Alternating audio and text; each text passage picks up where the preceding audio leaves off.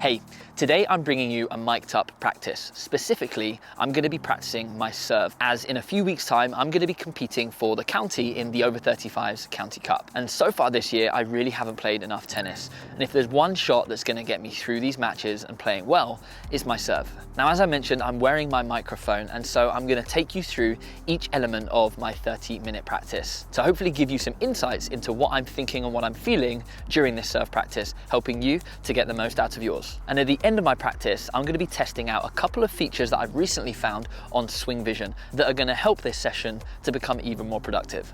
Let's get into it. Now, before hitting any serves, I like to make sure that my body is fully warmed up. I've actually been hitting a bit this morning already during my coaching session, so I just need to make sure that my shoulder and my upper body is warmed up. I actually like to use 2 rackets to do a few shadow swings first, just nice and slow, just to get my serve motion in action in a nice fluid motion. Having that second racket in my hand just adds a little bit more resistance, allowing me to warm up those muscles a little bit quicker. Now, to begin my serve practice, I actually like to start hitting from the service line. This is for a number of reasons, but my main priority when hitting these serves is to prioritize my ball toss and my timing. I want to make sure that I'm hitting all of these serves really, really clean and using my timing to create fluidity in my service motion. You'll also notice that I don't use my legs at all when I'm doing this. I'm really prioritizing the timing of my swing and making sure that the ball toss is nice and consistent, like so. Once I feel that my upper body's feeling good, my timing's feeling good, I'll start to use my legs a little bit more, just trying to step in to get a little bit of body weight transfer. But you'll notice I'm not really bending and driving up to the ball just yet. I'm just finding my rhythm and making sure I'm hitting the ball cleanly. I'd say right now, I'm probably hitting my serve at about 50% speed, but I'm gonna slowly start to increase that as I go. Okay, so I'm ready now. I'm gonna go back to the baseline, and I'm still gonna focus on the same things. I'm not gonna use my legs too much. I'm gonna focus on just making sure that I'm timing the ball well and getting that ball toss into a good position. Still hitting around 50 to 60% speed. One mistake that I think players make is them trying to go big with their serves too early in their serve practice. You'll notice when pros are training, they often go really, really slow to begin with and gradually increase the pace. Now I'm going to start to introduce my legs, so I'm going to try and get up to the ball a little bit more. Straight away, that serve speed's kind of gone from 50 to 60, nearly 70% now. My priority is still timing and trying to hit the ball on the sweet spot. But already I'm feeling pretty warm and pretty good with my serve. One thing I probably should have mentioned at the start of the video is any time you practice your serve, you need to have an intention, something that you want to get from your serving practice. As if you just go through the motions, just practicing serves, you're going to end up developing bad habits, or at least just doing the same serves that you've always done. And generally, if we really want to improve our serves, we're going to have to make small tweaks to it to make it better. And for me, I've got one technical goal for my service practice and one tactical goal. My technical goal is I want to work on my back foot position. I'll show you in a second. And the tactical goal is I want to hit more serves to my opponent's backhand, whether that be flat first serves or kick second serves. Now, when it comes to my technical goal, a flaw in my service action is my back leg position, which I've actually mentioned in a video in the past.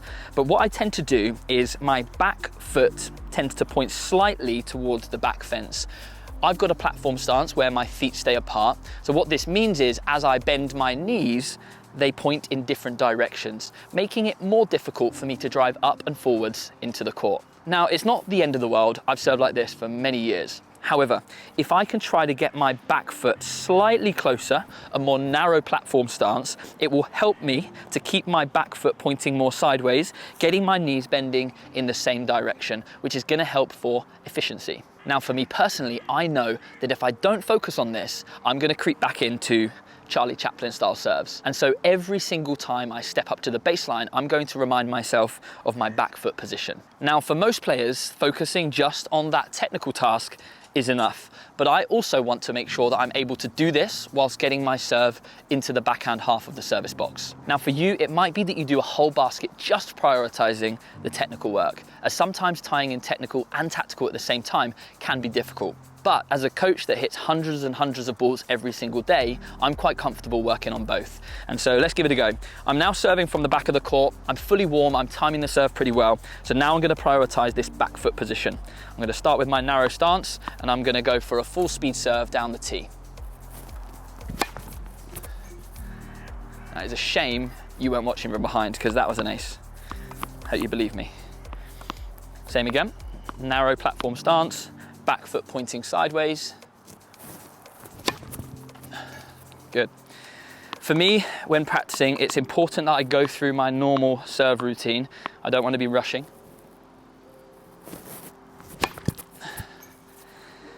And ideally, I want to be practicing my movement after the serve as well.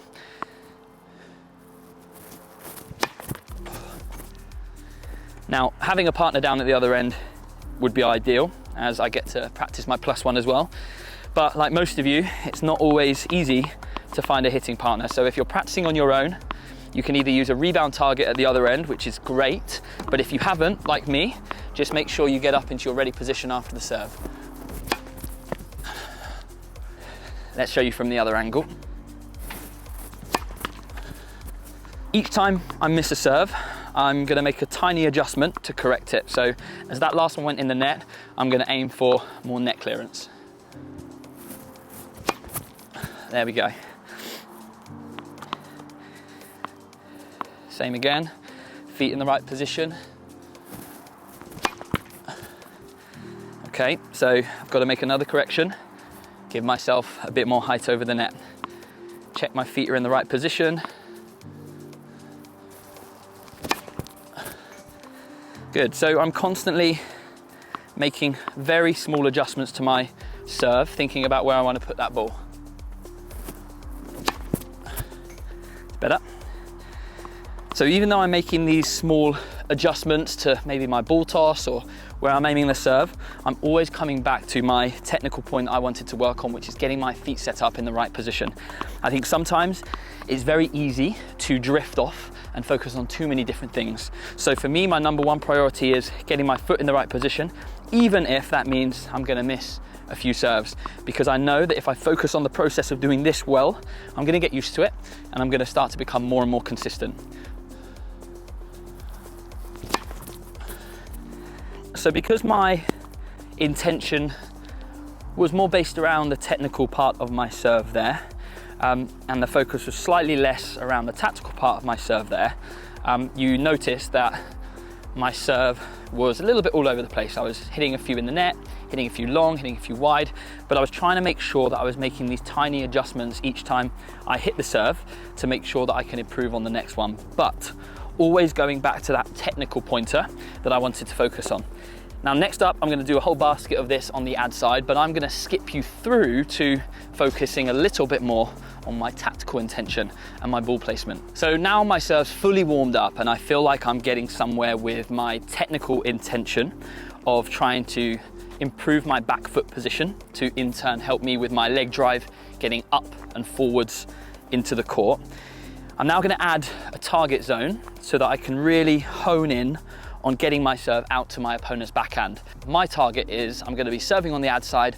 I'm gonna go for my flat serve to begin with. My aim is to get the ball to this side of the throwdown lines. One thing to bear in mind though is, although my number one intention now is to put the ball into the right part of the court, my second intention is still to work on my back foot position. I'm just flipping the priority now. Before, my number one intention was to get my feet right. The positioning came second. Now it's the other way around.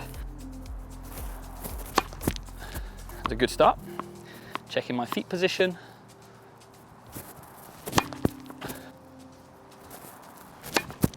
Good, so bearing in mind I've been hitting my serve for about 15 minutes now, it's feeling really, really warm. And I think it's really important to not be too hard on yourself, because I see lots of players when they're practicing their serve, they're getting frustrated early on in their serve practice.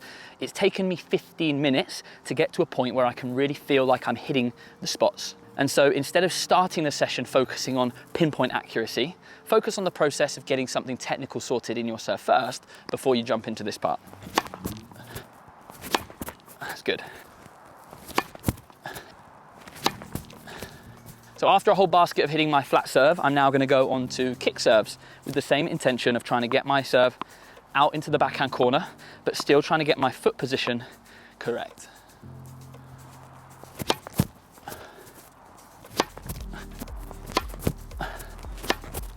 When it comes to working on a tactical goal or a placement goal on your serve, your targets that you set up are vital for how much you get out of it. Now, you notice that I use throwdown lines to section off a certain part of the service box, but there's a few ways you can do it. Another type of target I like to use is putting a racket into the net. So you'll just thread it through the holes in the net like so, and the racket sits above the net. And what I like to use this for is trying to hit the racket with my first serve. Obviously, I want my first serve to travel fast and low over the net, but for my second serve, when I'm aiming for my kicker, I want the ball to travel up over the top of it with an arched trajectory. Another effective way that you can set up your targets is for the second bounce. So rather than putting your target zone in the service box itself, you can set up your target at the back of the court to try to aim your second bounce there. It could be that I want to hit my big first serve big enough to get the second bounce above this target line. Or it could be, if I'm working on my kick serve, to try to get my kick serve to land to the right of this target. But setting up targets at the back of the court for the second bounce in some ways is even more effective than looking at where the ball lands in the box, as after all, that's where your opponent is going to have to return the ball from. Now, I've been looking forward to this part of the session as I have found a feature that I've not used on Swingvision yet. If you check out the app here and click on record, you've got options for rally, match, serve practice, or ball machine mode.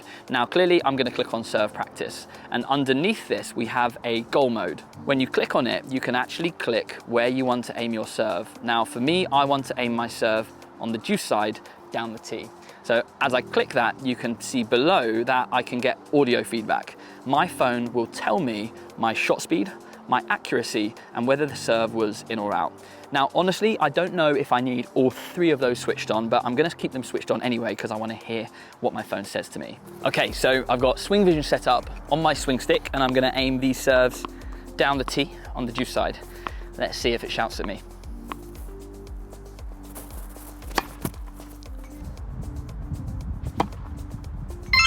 "86 miles per hour. 86 miles per hour. I can go bigger.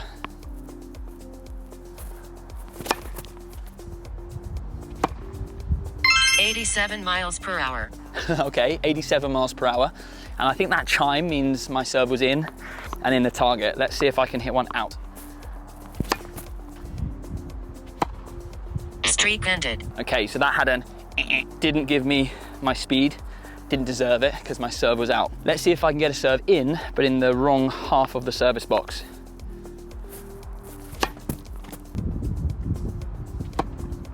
Two out of 5. Okay, good feedback. 86 miles per hour. One thing you need to consider when using Swingvision is it's slightly different to Hawkeye with how it calculates your serve speed. Hawkeye calculates the speed at impact, whereas Swingvision calculates the ball speed from impact to landing, creating an average pace between the two. 95 miles per hour. 95 miles per hour. Now, as you can see, that's actually a really fun and engaging way to practice your serve, as quite often serving on your own can be a little bit boring. And so competing with yourself, trying to get the biggest serve, trying to get the most accurate serve can be a great way to get more out of your serve practice. As you know, if you've watched a few of my videos, I'm a big fan of Swingvision, and they're also a sponsor of the channel. And as a result, they've given me a discount code which gives you a free swing stick if you subscribe to the Pro subscription. As I mentioned throughout the video, if you do have the opportunity to practice your serve with an opponent at the other end, it's going to be way more beneficial to you as you can practice your serve +1 and the movement patterns that come with that. However, if you don't have a hitting partner or you don't have access to any kind of rebound boards, then make sure you follow what I mentioned in this video. You need to have an intention for your serve, whether that be technical or tactical. Set yourself targets at the other end of the court to push yourself to improve. and tools like Swingvision are a great way to make your sessions even more fun. Thanks always for watching the video. I hope you enjoyed it. If you did, hit the thumbs up and consider subscribing if you haven't done so yet. I look forward to seeing you in the next one. Take care.